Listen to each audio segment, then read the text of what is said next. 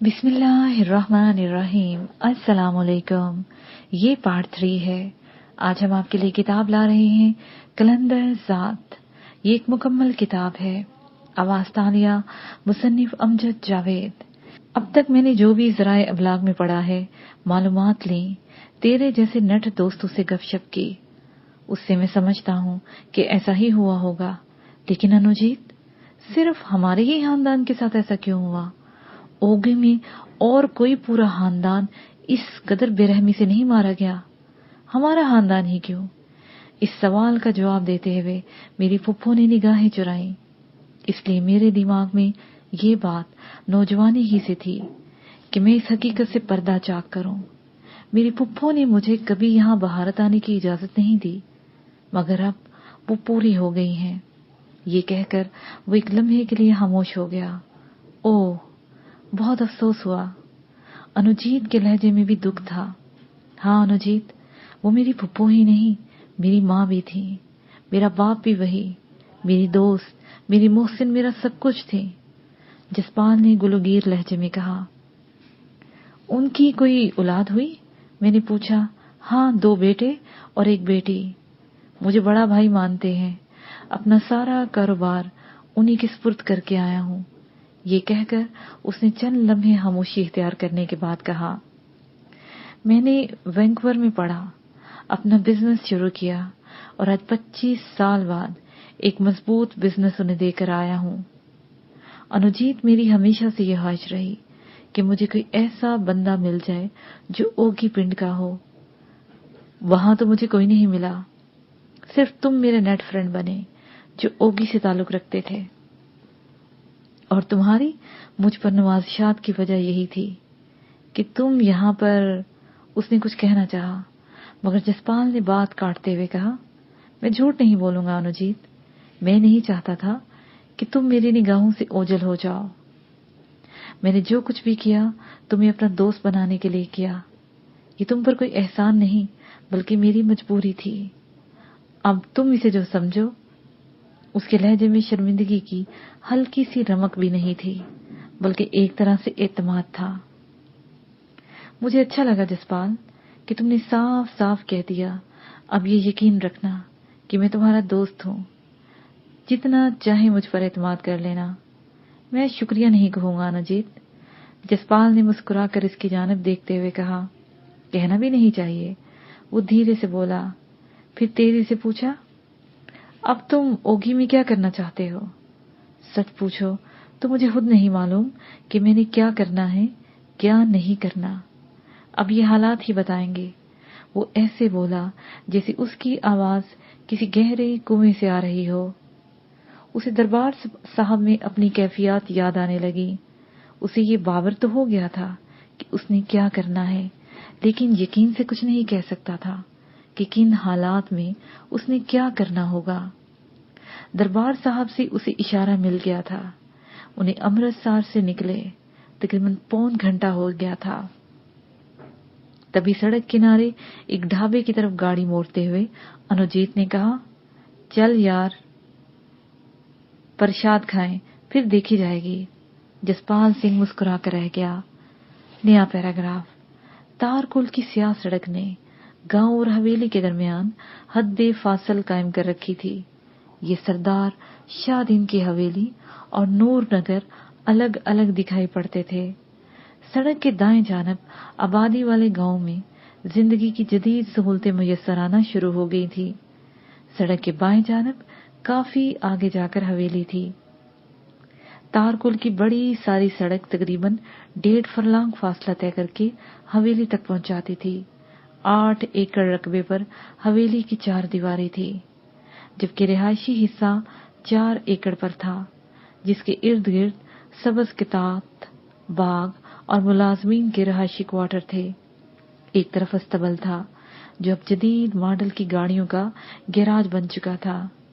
मैंने दरमियानी सड़क से हवेली वाली सड़क पर बाइक मोड़ी तो सफेद पेंट की हुई हवेली मुझे धूप में चमकती हुई दिखाई दी। आहनी गेट बिल्कुल सया था, जो किसी किले का गेट होने का तासुर दे रहा था। मैंने गेट के पास बाइक रोकी तो चौकीदार ने मुझे देखते ही गेट खोल दिया। मैं बाइक समेत अंदर चला गया। हवेली के अक्कब में सब्ज लान के एक कोने में बहुत सारी बड़ी छतरी के तले सरदार शाहदीन के साथ शाहजेब बैठा हुआ था। उनके सामने धरी मेज पर चाय के नफीस बर्तन थे। मेरे और उनके दरमियान पत्थर की एक रविश थी। वहीं पर मैंने एक तरफ बाइक खड़ी की और उनकी जानिब बढ़ गया। वो दोनों बड़े गौर से मेरी तरफ देख रहे थे, जिससे न जाने मुझे क्यों ये एहसास हुआ कि वो मेरे मुंतजिर थे। मैंने करीब जाकर सलाम किया और बड़े मुअद्दब अंदाज में खड़ा हो गया। तब सरदार शादी ने मेरे सलाम का जवाब देते हुए नरम लहजे में कहा, बैठो। उसका इशारा करीब रखी कुर्सियों में से एक की तरफ था, जो मुझसे 2 फीट के फासले पर रखी हुई थी। ऐसा पहले कभी नहीं हुआ था कि सरदार मुझे अपने बराबर बैठने के लिए कहे, इसलिए मैंने बड़े मुअद्दब अंदाज में कहा, नहीं सरदार जी, मैं ऐसे ही ठीक हूं, आप हुक्म करें। जब मैं तुम्हें कुर्सी पर बैठने के लिए कह रहा हूं तो बैठ जाओ, उसने कदरे उलझते हुए कहा। सरदार जी, इस कुर्सी पर बैठना बेहद आसान है, मगर बैठकर उठना बहुत मुश्किल है। वो थोड़ी देर जो मैं इस कुर्सी पर गुजारूंगा, उसकी लज्जत मेरा दिमाग खराब कर देगी। मैं ऐसे ही ठीक हूं। मैंने इसी अदब से कहा तो वो मुस्कुराते हुए खुशगवार लहजे में बोला, जमाल, मैं जानता हूं कि वक्त ने तुझे ढाल कर तलवार बना दिया है। तुम चमक भी गए हो, लेकिन अभी तेज धार होने में तुम्हें कुछ वक्त लगेगा। मैं जानता हूं सरदार जी, जहां तलवार बन गया हूं वहां धार लगने में कितनी देर लगेगी। खैर, आप हुक्म कीजिए।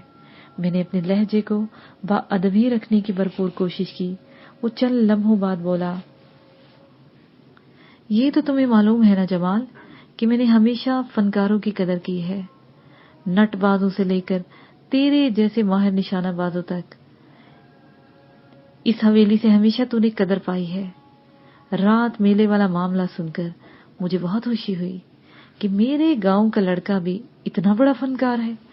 ये कहकर उसने अपनी जैकेट की जेब में हाथ डाला और 500 रुपए वाले नोटों की एक गड्डी मेज पर बर्तनों के सामने रख दी। ये लो, ये तुम्हारा इनाम है, उठा लो। उसके यूं कहने पर मेरे अंदर एक बगोला उठा, जिससे मुझे तौहीन का एहसास हुआ। मैं इनाम और मुआवजे के दरमियान फर्क को समझता था, लेकिन सामने पड़ी नोटों की गड्डी ना इनाम थी और ना ही मुआवजा। ये वो चारा था जो किसी को ज़हनी गुलाम बनाने के लिए डाला जाता है। मैं सरदार शाहदीन को अच्छी तरह जानता था, इसलिए खुद पर काबू पाते हुए पूछा, सरदार जी, इतनी बड़ी रकम? नहीं, ये कोई इतनी बड़ी रकम नहीं है। तुम्हारे शायान शान तो इससे भी ज्यादा बड़ी होनी चाहिए। ये गड्डी उठाकर जेब में डालो, फिर मैं तुमसे वो कुछ कहूं जो मैंने तुम्हारे बारे में सोचा है। वो बहुत काया था, कदम बकदम आगे बढ़ना चाहता था। मेरा रद्दे अमल ही उसे आगे बढ़ने में मदद देता। इससे मैंने अंदाजा लगा लिया कि जरूर कोई डील करना चाहता है, वरना मेरे जैसे बेऔकात बंदे के लिए तो उसके पास सोचने की भी फुर्सत नहीं थी। मैंने एक लम्हे में सोचा और आगे बढ़कर गड्डी उठा ली, फिर अदब से बोला, जी सरदार जी, हुक्म। तुझे मालूम ही है कि शाहजेब ने 14 जमातें पढ़ ली हैं। तुम दोनों एक ही साथ तो कॉलेज में पढ़ते रहे हो। मैं चाहता हूं कि इसे अब लाहौर यूनिवर्सिटी भेज दूं। तुम भी इसके साथ पढ़ने के लिए वही दाखिला ले लो। सारा खर्चा हवेली से ही होगा। वहां तुम इसके साथ रहोगे। इसके लिए माकूल माहाना रकम भी मिलेगी। जाओ, तैयारी कर लो, कल तुम लोगों ने यहां से निकलना है। उसने बड़े सुकून से अपना ख्याल जाहिर कर दिया। तभी मैं खुद पर काबू पाते हुए पुरसुकून लहजे में बोला, मतलब मुझे वहां शाहजेब का बॉडीगार्ड बनकर रहना होगा। हाँ, एक तो हमारी दुश्मनदारी बहुत है, ये तुझे मालूम है। दूसरा, ये वहां फकत पढ़ने ही नहीं जा रहा, बल्कि मैं उसे वहां से सियासी तौर पर उभारना भी चाहता हूं। जैसे ही यूनिवर्सिटी पढ़ ले तब तक कम से कम सूबे के लोग तो इसे जानते हों। ये कहते हुए उसने मुझे सर से पांव तक देखा और बड़े हुन्क लहजे में कहा, फिर तुझे भी तो भी तेज धार बनना है, तुम्हारे लिए ये सुनहरी मौका साबित होगा। गो मुझे वहां पर शाहजेब का मुलाजिम बनकर रहना होगा, जिसके एवज इतनी नवाज़ियात मुझ पर की जा रही हैं। इस बार मेरे लहजे में तलही की हल्की सी रमक दर आई थी। इस पर सरदार ने चौंक कर मेरी तरफ देखा और फिर बड़े ठहरे हुए अंदाज में कहा, तुम इसे जो मर्जी नाम दे लो। ये कहते हुए वो तंजिया अंदाज में मुस्कुरा दिया। उसकी मुस्कुराहट ने जलती पर तेल का काम कर दिया। मैंने बड़े सुकून से वो गड्डी दोबारा मेज पर रख दी और बोला, ये तो कुदरत की तकसीम है ना सरदार जी, कि आपके पास दौलत का शुमार नहीं, लेकिन मुझे जो मेरे रब ने दिया है वो आपके पास नहीं। आप शाहजेब के लिए अपनी दौलत से न जाने कितने बाड़ी गाढ़ खरीद सकते हैं। मेरा फन इस जैसे घटिया कामोगली नहीं है। मुझे अपने फन की कदर करना आता है, और बाकी रही मेरे तेजदार होने की बात, तो वक्त सब कुछ बना देता है। और कोई हुक्म मेरे लिए? इस बार मैंने सरदार की आंखों में आंखें डालकर बात की तो वो मुस्कुराया और बड़े सुकून से बोला, तुम में सबसे बड़ी कमजोरी यही है कि तुम्हारा खून बहुत गर्म है। ये तुझे कुछ भी सोचने नहीं देता। जाओ, आज सारा दिन मेरी ऑफर पर ठंडे दिमाग से गौर करना। बात समझ में आ जाए तो हवेली आ जाना अपनी तैयारी करके। इससे पहले कि मैं फौरी तौर पर इनकार कर देने के लिए लब खोलता, अचानक शाहजेब ने तेजी से कहा, ये कैसी बातें चल पड़ी हैं? फिर मेरी तरफ देखकर बोला, यार कि तुमने मजीद आगे नहीं पढ़ना? हम कल तक इकट्ठे पढ़ते आए हैं। अगर अब एक साथ दाखिला लेंगे और साथ ही रहेंगे तो इसमें क्या बुराई है? तुम ना बनना मेरा बॉडीगार्ड, दोस्त बनकर तो रह सकते हो ना मेरे साथ। दूसरे लोग थोड़े हैं काम करने के लिए। शाहजेब, छुरी हरबोजे पर गिरे या हरबूजा छुरी पर, बात तो एक ही है। सुनो, मैं सरदार साहब की ऑफर से इनकार करता हूं। बरहुदार, तुम बहुत बड़ी ऑफर ठुकराकर महज कुएं के मेंढक बनना चाहते हो, जबकि मैं तुम्हें आसमान तक पहुंचाने की बात कर रहा हूं। सरदार ने तंजिया लहजे में कहा तो मैंने मुस्कुराते हुए कहा, सरदार जी, मुझे अभी आसमान पर नहीं जाना, अभी जमीन पर बहुत सारे काम हैं। अल्लाह हाफिज। मैंने इन दोनों पर एक निगाह डाली जो मेरी तरफ ही देख रहे थे। मैंने मजीद कुछ कहे सुने बगैर अपने कदम वापसी के लिए बढ़ा दिए। रिहायशी इमारत की तरफ आते हुए रास्ते में मेरी बाइक खड़ी थी। मैंने वो स्टार्ट की तो उसकी आवाज ने खामोशी को चीर दिया। मैं अपने आप को पुरसकून करता हुआ वहां से निकलता चला गया। घर में दाखिल होते ही मां ने मेरा चेहरा पढ़ लिया। वो उस वक्त सेहन में लगे नीम के दरख्त तले बैठी हुई थी। उसके सामने सब्जी की टोकरी थी। उसके साथ ही दूसरी चारपाई पर सोहनी बैठी हुई थी। मैं बाइक खड़ी करके अंदर जाने लगा तो मां ने कहा, ओए जमाले, इधर बात सुन। हैरियत तो है ना? मैं रुक गया और वहीं खड़े खड़े बोला, कोई बात नहीं मां, सब ठीक है। तू मुझे नाश्ता दे, बाद में मैं इनके साथियों का अता पता मालूम करने जाऊं। इनका पता चल गया तो ठीक, वरना इसे शहर के बस अड्डे पर छोड़ देता हूं, खुद चली जाएगी। हवेली वालों ने तुझे क्यों बुलाया था? अम्मा ने मेरे चेहरे पर देखते हुए पूछा तो मैं अम्मा के पास जा बैठा और वहां की सारी रुदात सुना दी। वो चंद लम्हे मेरी तरफ देखती रही, फिर बोली, अच्छा किया तूने सरदार को इनकार कर दिया। ये कहकर वो खामोश हो गई। हाँ, क्या तुझे मेरा इनकार करना अच्छा नहीं लगा? मैंने उलझते हुए पूछा तो वो तड़प कर बोली, देख जमाले, मैंने तुझे उस वक्त भी नहीं डराया था जब तू मेरी छाती से लगकर दूध पीता था। तू जानता है कि मैंने आज तक न तुझे डराया है न कभी तेरा हौसला तोड़ा है, लेकिन अभी उन सरदारों के साथ तेरी दुश्मनी से तेरी जिंदगी अजीर्ण हो जाएगी। अम्मा ने कहा तो सोहनी ने चौंक कर इनकी तरफ देखा। उनकी दोस्ती कौन सा सुकून लेने देगी माँ? कि तुझे अपने बेटे पर भरोसा नहीं? तू बेवा होकर भी मेरी परवरिश करती रही और मैं तुझे नाउम्मीद कर दूं? मैंने जज्बाती होते हुए कहा, मुझे बस तेरी फिक्र है, क्योंकि ये दुनिया बड़ी जालिम है पुत्र। माँ ने समझाते हुए कहा, माँ जब तक तेरी दुआ है ना, मुझ पर कोई आंच नहीं आ सकती, चाहे सारी दुनिया मेरी मुखालिफ हो जाए। और तूने मुझे जो बताना था और जो बनाना था बना दिया। अब मैं जानता हूँ कि मुझे क्या बनना है और क्या करना है। बचपन से लेके आज तक यही एक सबक तो सीखा है मैंने हतमी अंदाज में कहा तो माँ ने दुलार से कहा, मेरे लाल, मैं तुझे बहुत बड़ा आदमी देखना चाहती हूँ।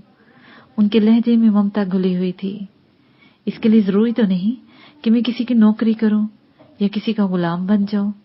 ये सरदार तो इंसान पर हुकूमत चाहते हैं, जिसे मेरा ज़मीर कभी कबूल नहीं कर सकता।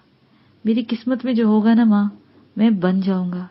चल छोड़ इस किस्से को, मुझे नाश्ता दे, बहुत भूख लग रही है। मैंने उकताए हुए अंदाज में कहा तो अम्मा उठ गई। सोनी एक टुक मुझे देखे चली जा रही थी। तभी मैंने उससे पूछा, एक बात की मुझे समझ नहीं आ रही सोनी, तेरे साथ कोई भी नहीं था, तू उस तरफ कैसे आ गई? मैं उसे सोचते हुए कहा, जैसे याद कर रही हो। फिर बोली, मैं उस वक्त तुम लोगों के करीब थी जब फायरिंग शुरू हुई। इसी भगदड़ में किसी ने मुझे बाजू से पकड़ा और एक तरफ लेकर निकल खड़ा हुआ। वो कोई देहाती बंदा था, उसके पीछे चंद लोग थे। शायद वो मुझे माले गनीमत समझ रहे थे या पता नहीं, कुछ ऐसा था कि मुझे खौफ आ गया। मैं पूरी कुव्वत लगाकर उससे अपना बाजू छुड़ाया और जिधर मुंह आया उधर भाग खड़ी हुई। वो कुछ दूर तक मेरे पीछे आए थे। मैं अंधाधुंध भागती हुई फसलों में छुप गई। मुझे उनका तो पता नहीं किधर गए, लेकिन इतनी देर में तुम आ गए। उसने अपनी बात कही तो मैंने पूछा, तुझे मुझ पर एतबार आ गया या मजबूरी में डर कर? मैंने अगर तुझे वहां पंडाल में फायर करते ना देखा होता तो कभी तेरे साथ ना आती। उस वक्त मुझे किसी पनाह की जरूरत थी, सो मैं तुम्हारे साथ यहां आ गई। वो हतमी लहजे में बोली तो मैंने कहा, अच्छा तू ऐसा कर, अपनी तैयारी पकड़, मैं नाश्ता कर लूं तो तुझे छोड़ आऊं। कहां छोड़ के आओगे? मेरे साथी मिल गए हैं? उसे तेजी से पूछा। पता करते हैं, मिल गए हैं तो ठीक, वरना तुझे शहर के बस अड्डे पर छोड़ देता हूं, किसी बस में बैठकर चली जाना। क्या तू मुझे 2-4 दिन माँ जी के साथ नहीं रहने देगा? आखिर मैंने चले ही जाना है, आज नहीं तो चंद दिन बाद। उसने हसरत अमेज लहजे में कहा तो मैं मुस्कुरा दिया और आम से लहजे में बोला, चल ज्यादा फिल्मी डायलॉग मत मार, मैं हाँ की उलझन नहीं पालना चाहता, चल उठ जा।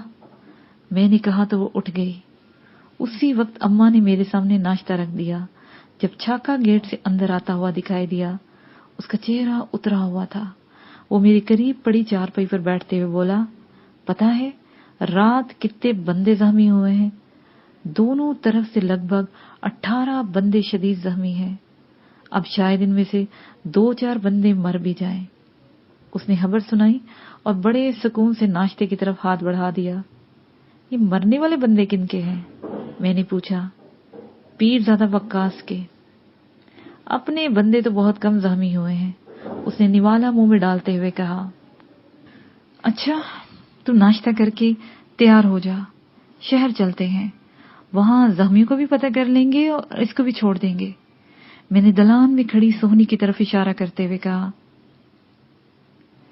यार रात तो बड़ी खूबसूरत लग रही थी, ये इसे बुलाना पास, जरा करीब से देखो, उसने मजाक से कहा। अभी तेरे साथ बिठा दूंगा, देखते रहना इसे, चल तू नाश्ते की तरफ ध्यान दे। मैंने मक्खन उसके पराठे पर रखते हुए कहा तो वो धीरे से मुस्कुरा कर रह गया। उस वक्त हम नाश्ता करके चाय पी चुके थे। सोनी धीमी चाल से चलती हुई हमारे करीब आई और बड़े अजनबी से लहजे में बोली, यहाँ गांव में कोई फोन है? कहीं से मैं कॉल कर सकती हूँ? हाँ, चौक में है, अच्छू करियाने वाले के पास। क्यों? किसे फोन करना है? मैंने जवाब देते हुए पूछा। ये तेरा मामला नहीं है जमाल, अब मैं चली जाऊंगी, तुझे फिक्र करने की जरूरत नहीं है, उसने तेजी से कहा। तो मैंने छाके की तरफ देखा, वो बिल्कुल अजनबी बनकर हमारी बात सुन रहा था।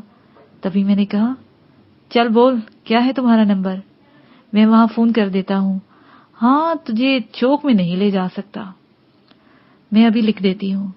ये कहकर वो उल्टे कदमों अंदर की तरफ चली गई, जबकि छाका कुछ सुने बगैर वापस चला गया। वो समझ चुका था कि मैंने उसे अब हर हाल में यहां से भेज देना है, और फिर हमें शहर भी तो जाना था, वहीं कहीं बस में बैठाकर उससे जान छुड़वा लेना थी।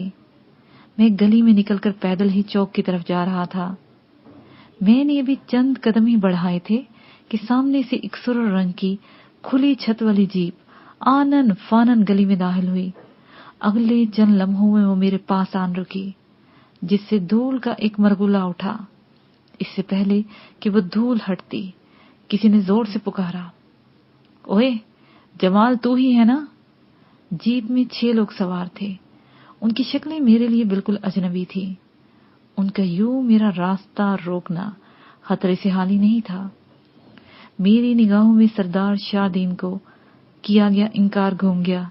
सरदार ये कब चाहते हैं कि एक ऐसा आदमी जिसने यतीमी में परवरिश पाई हो, गरीब हो, दौलत उसके मुंह पर मारकर उसके हुक्म से सरताबी करे। सरदार सोच भी नहीं सकता था कि गांव में रहने वाले उसके ज़ेरे तसल्लुत लोग उसके हुक्म से इनहराफ कर देंगे। मैंने बगावत की थी, उसकी सजा तो मुझे मिलना थी। उस वक्त तक धूल की धुंध छट चुकी थी कि एक काले बजंग शख्स ने दोबारा पूछा, जो पैसेंजर सीट पर बैठा हुआ उनका लीडर दिखाई दे रहा था। उसके लहजे और अंदाज में जो अक्खड़पन था वो मुझे बहुत बुरा लगा। इसलिए मैंने भी टेढ़े अंदाज से पूछा, ओए तुझे किस जमाल की तलाश है? जो रात मेले से लड़की उठाकर लाया है, और मैं जानता हूं कि वो तू है। चल वो लड़की हमें दे दे, हम तुझे कुछ नहीं कहेंगे। उसने अपने पीले पीले दांतों की नुमाइश करते हुए उसी अक्खड़पन से हुक्म सादर किया। उसी वक्त फौरन मेरे जहन ने सोचा कि इसे कैसे मालूम कि लड़की मेरे पास है। मैंने पहले कभी इसे यहां नहीं देखा था। 12 घंटे से ज्यादा वक्त हो गया था। सोनी ने घर से बाहर कदम नहीं निकाला। फिर ये कौन है? कौन? कैसी लड़की? तू होश में तो है? क्या बक रहा है? मैंने तेज लहजे में कहा तो वो अपने साथियों की तरफ देखकर बोला, ये ऐसे नहीं मानेगा। चल इसके घर चल, वहां से लड़की ले आते हैं, देखते हैं ये सूरमा क्या करता है। अगले ही लम्हे ड्राइवर ने जीप बढ़ा दी। वो मेरे घर से चंद कदम के फासले पर थे। चंद लम्हों में वो मेरे घर के सामने थे। मैं तेजी से मुड़कर उनकी जीप के सामने आ गया, मगर उनमें से कोई उतरा नहीं। मैंने ऊंची आवाज से कहा, ओए रोको, क्या चाहते हो तुम लोग? बड़ा बेवकूफ है तू, अभी बताया तो है। खैर चल जल्दी से लड़की निकाल ला, वरना हम तो निकाल ही लाएंगे उसे। उसके लीडर ने इस्तेहज़ाइया अंदाज में कहा तो खून मेरे दिमाग में ठोकरें मारने लगा। मैंने खुद पर काबू रखते हुए तहम्मुल से पूछा, तू मेरे ही घर के सामने खड़ा मुझे धमकी दे रहा है?